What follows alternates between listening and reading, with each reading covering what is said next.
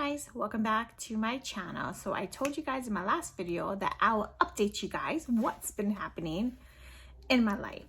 Well, you know, my mom came to live with me after she had her stroke in Hawaii. She had her first stroke in January, and then just this month we noticed something was off and she had another stroke.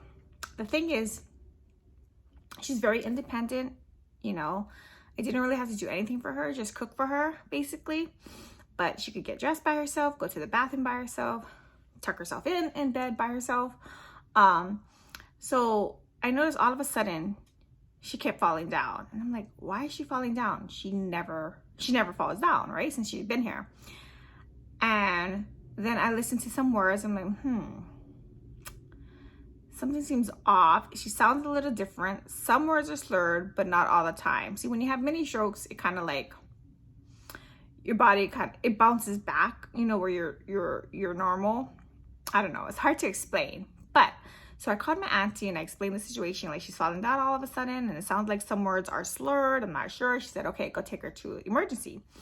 So of course I took her to the standalone ER, and they did discover she had another like new blockage in her brain on her left side. It's near where her first stroke happened.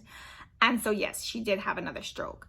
So since April 9th, she has been in the hospital. She was in ICU for about maybe a week, and then she got downgraded from ICU to medium care. So right now she can't really eat or swallow. So they have her on, like, you know, puree food. It looks like baby food. It does not look good. It does not taste, I guess, appetizing, because she is refusing to eat. Right now they do have a feeding tube in her nose, and that's where, because I know they crush up her pills and they make it into a liquid form and they put it in her that way. But I heard with the nose feeding tube, you only can have it so long in your nose, a couple weeks, I think. And so the doctor said if she doesn't continue to eat, he is going to have to put a feeding tube in her stomach. She just won't eat. And then yesterday, I visit her every single day. I'm allowed to go. I mean, anybody can go, actually. You just one person at a time in the room. So some days she is really confused. One time she didn't even acknowledge that I was there. All she kept doing, just repeating the Lord's Prayer. And I was like, oh my God, this is it. Oh my God, she's really going down really fast. But then it seemed like she bounced back. Like, they have her blood pressure stable. Like, the biggest issue was her blood pressure was so high, and now they have her on blood thinners. And so that is stable. And so I asked the doctor yesterday, and I said, well, when do you think she can come home? And he said, well, it all depends, because she needs to start eating and she needs to be alert. So that's where we are right now. I'm going to be going to visit her again pretty soon. She's in a hospital that's about 30 minutes from me, and they're a very good hospital. The nurses are fun. The nurses are nice. The doctors are good. But she does have someone, a nurse's assistant, that stays with her in the room the entire time, like 24 hours, because they have to watch her, because my mom tries to escape.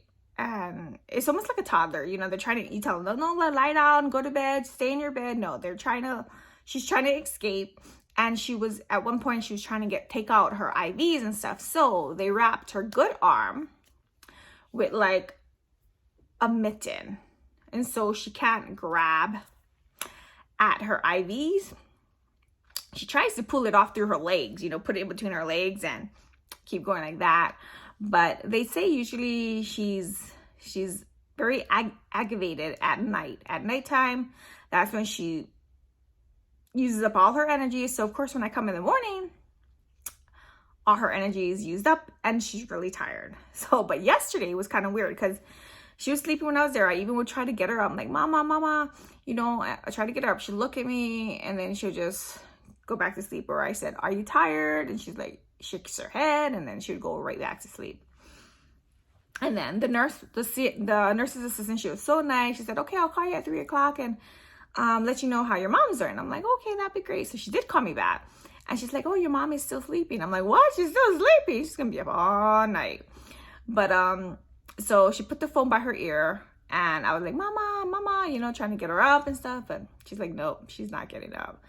Because I know she even has therapists, like speech therapists and physical therapy, that they come into the room.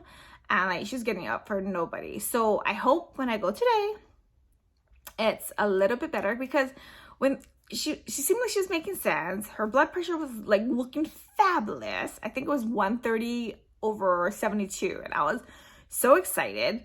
And I was like, oh my God, this means she could probably come home pretty soon. And then I'm like, no, she can't come home soon. You know, and I know after after the hospital, of course, they recommend rehab. But I want to try and do like outpatient therapy or home care. Someone can come to the house or something, because she had bad experience in rehab and she does not want that. But the doctor doesn't want me to like put the big burden on being a 24-hour nurse, you know, because I can't just sit and watch her. Of course, I'm going to need help. So, but it all depends. I'm just going to play it by ear, just one day at a time, because that's all I can do right now, right? But that's been happening. She's still in the hospital. It's been a week and a half. I thought we were making progress, but it seems like we have a little setback with the eating situation.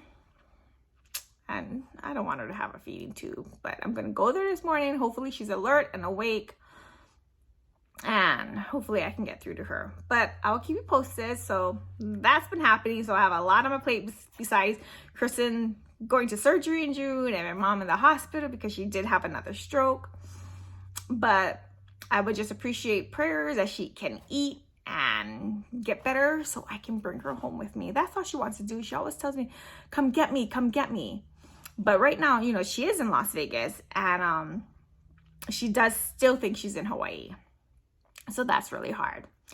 But anyway, I will keep you posted. Until next time, aloha.